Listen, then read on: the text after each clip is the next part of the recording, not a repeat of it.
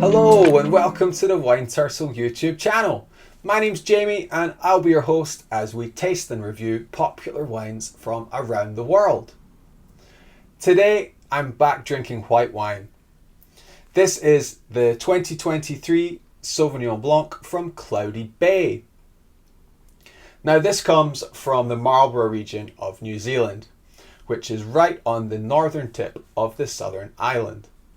This region is really famous for its distinctive style of Sauvignon Blanc. The wines are typically pungent, very fruity. You can expect big tropical fruit notes and notes of peas and asparagus. The nose on these wines is just unmistakable, it really is. It's a style of wine I actually really enjoy, so I'm very excited to try this one. This one is actually probably the most iconic of these wines from the area. It's the real standard bearer. And at $30, it's a lot more expensive than the wines we've had previously on the channel. I've reviewed the Waira River Sauvignon Blanc, Matua, and the Kim Crawford, all of which I reviewed very favourably. The Kim Crawford in particular, I think, is outstanding value for money. So this has, high expectations for this. I really do. It's got big boots to fill, and I really hope it's a good wine.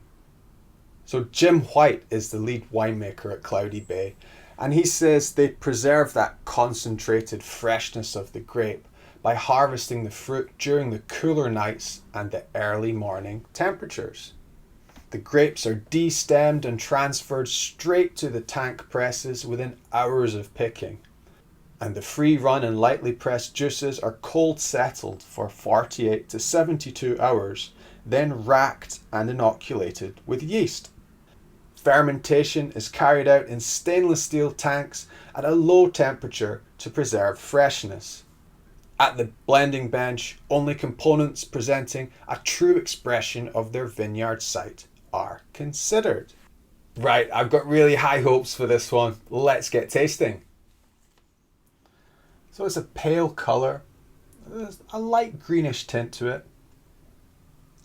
I can smell it already and my nose is nowhere near it.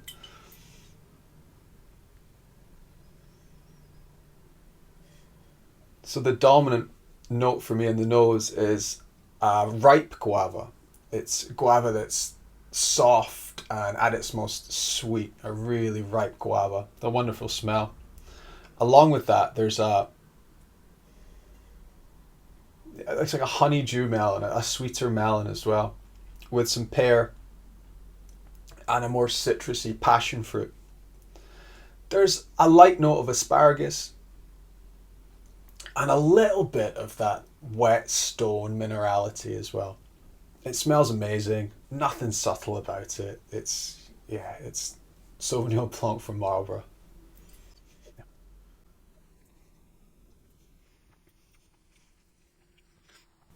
There's more concentrated flavour here than cheaper Sauvignon Blanc I've had from New Zealand.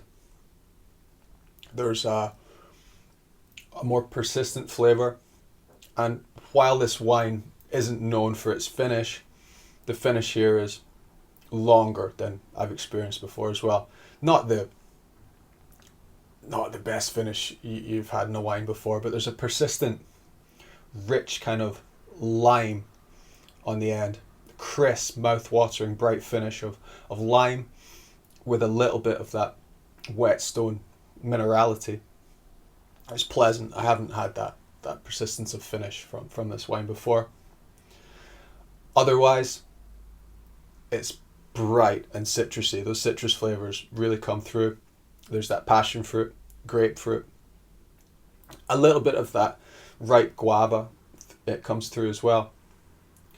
But it's dry, it's crisp, with concentrated flavor. It's very pleasant. The real problem I have with some Sauvignon Blanc wine is getting that bright acidity of the grape just right. really managing that acidity, which can get out of hand quite easily. Yeah, they've done an amazing job here. The acidity is well judged and yeah, really welcome, really pleasant, leading to that rich finish. Really lovely. At $30, I'm expecting big and better things from this wine. Has it delivered?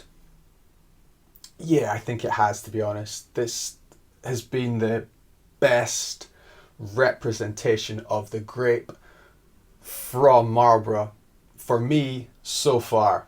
I mean, I haven't tasted them all, but what we've had in the channel, been 4 or 5 wines now. Yeah, this is the best. This is really good.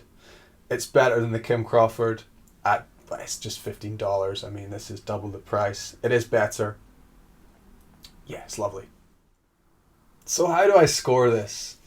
It's obviously a wine I've really enjoyed, but it comes at a price.